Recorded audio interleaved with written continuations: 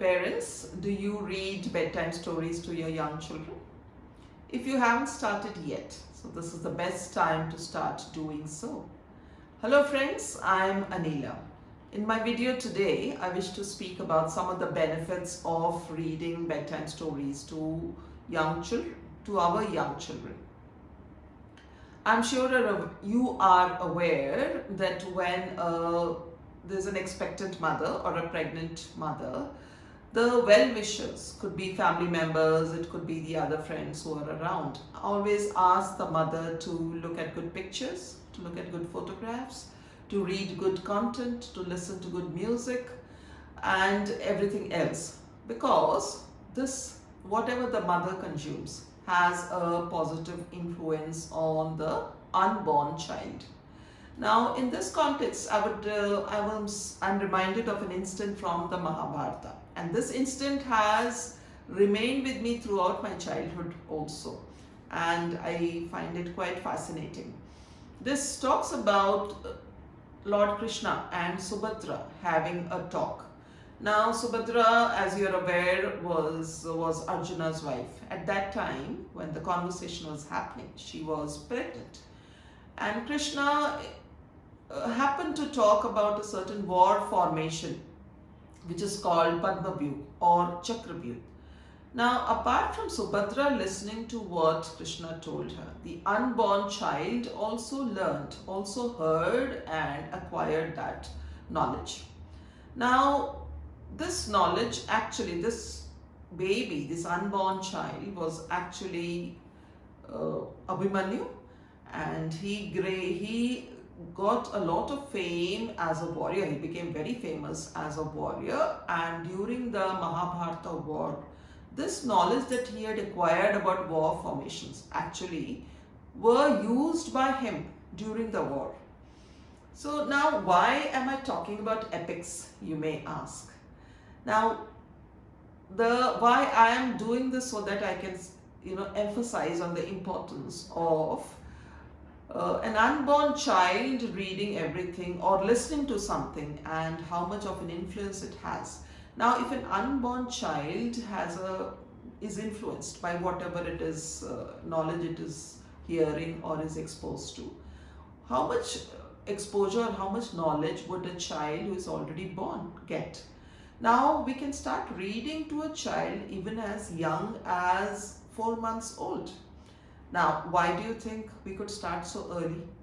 The child is obviously unable to speak, but the child listens. The child listens and it acquires when it listens to a story, or even if the mother talks to it, the mother sings to it, or if the story is read to the baby, it absorbs. It absorbs the knowledge of the words, it might absorb the sentence structures, it gets a lot of awareness. And this is absorbed by the brain, and obviously when the child is able to talk, it helps. It's an added advantage for the child because it's already been exposed to all this information. Apart from this, it acquires listening skills as well. Now, as you are aware, listening skills are very, very important. So listening is something which is helpful to the child as a student. Listening is helpful to a person when he or she is working, and it's, as I said, listening is something which is always important in our lives. So these listening skills are something which children or young children acquire when they are very young and they are being read to by their parents and they are listening, even if they are unable to speak at that point of time. The child learns about the world. When I say learns about the world, now books, as you know, can take us anywhere. They can take us throughout the world, throughout the universe. It can take us to something below the sea, it could take us to somewhere among the planets. So there is no limit to what knowledge you can acquire from reading a book. So this is the knowledge which children have when they are being read to. And they might be very young, but they're exposed to all that knowledge or the information.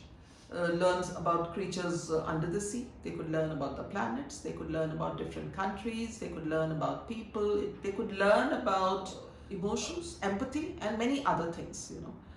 So then these bedtime stories are very positive memories. They always provide very positive memories for the child.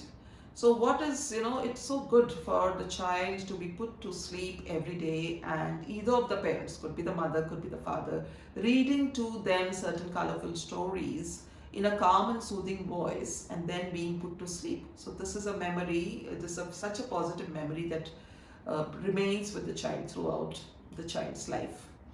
So in this way, a strong bond is also built between the parents and children. And this bond, again, as I said, is lifelong. It's not something which will be broken in between. Now, what happens when the child starts to read? So it does not stop here. The parents could or could not, if they wish, proceed with the bedtime stories.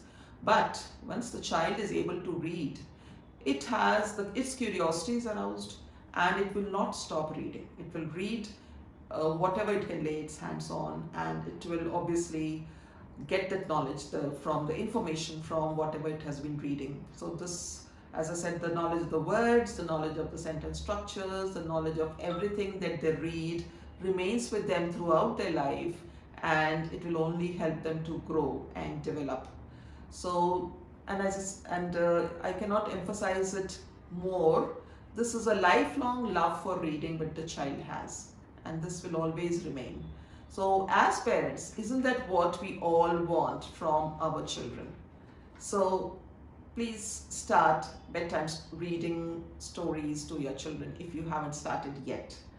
I hope this video was interesting and useful, and please do press on the like button and subscribe to my channel if you happen to like this video. Thank you so much for watching.